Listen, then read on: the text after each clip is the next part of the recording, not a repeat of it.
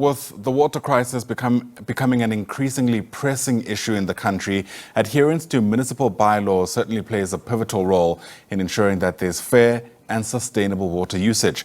These regulations not only aim to conserve resources, but also protect communities from the worst effects of shortages. So let's get a sense of how you and I, and perhaps businesses, can comply with these bylaws effectively. Bring in our guest, water scientist Ayesha Laher, who joins us now via our video link. Ayesha, thank you very much indeed for making time. Welcome to the SABC News Channel. Perhaps we can speak more as a start about how easy it is to ensure that these bylaws are even implemented to begin with. Because in the case of load shedding, for example, it's a flick of a switch and people don't have power.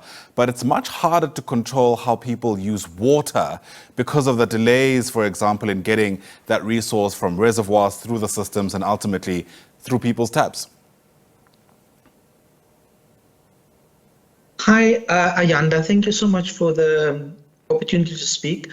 I think it's important to understand that there are bylaws that must be adhered to, and they differ from municipality to municipality. So if we're looking at providing water to a community, that is under jurisdiction of the municipality, but there are specific bylaws that community members, people have to adhere to with regards to groundwater, use of boil water, use of rainwater, and use of alternative water.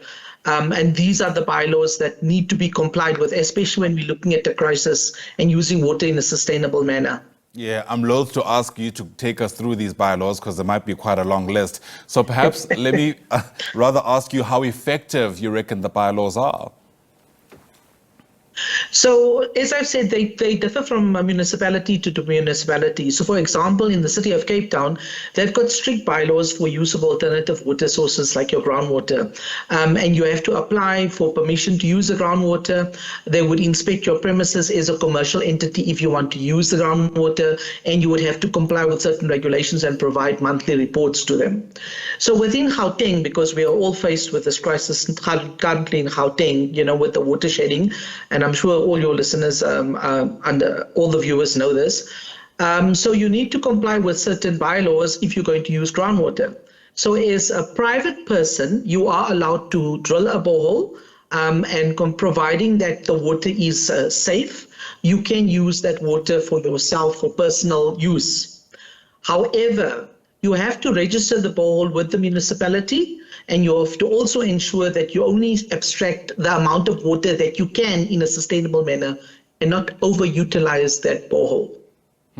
And what are the considerations to be made when it comes to things like Joto tanks? I see that kind of solution being relied upon by several people around the city. So you are allowed as a household to put up a Joto tank for your own personal storage, and there is nothing associated with that. So there is no issue where that is concerned. The issues are concerned rather where you are having bulk storage for commercial properties, because then you exceed a certain limit and you may need authorization either from the municipality or even a water use license, to comply with that. Yeah. I introduced you as a water scientist, Ayesha, and I wonder if you could speak to us about how safe things like rainwater is, for example. I mean, does that resource need to undergo any kind of purification steps if I intend using it for things like cooking, drinking, etc.? Well, first of all, you're not allowed to use rainwater for drinking purposes in the city of Johannesburg, according to the bylaws, and I think also in the city of Ekurhuleni. And I would understand that because when you have your rainwater coming into your tank directly, you have all kinds of pathogens that are possibly in that rainwater. And remember, a lot of the pathogens are zoonotic pathogens that come from bird droppings. So you wouldn't want that in your rainwater.